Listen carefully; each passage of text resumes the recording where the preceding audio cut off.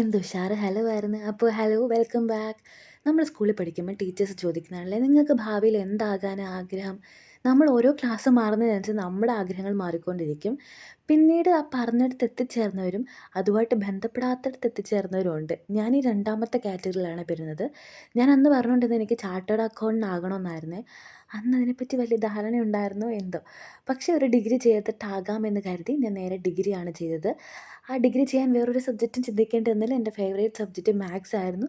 Maths തന്നെയാണ് degree ചെയ്തതും PG ചെയ്തതും.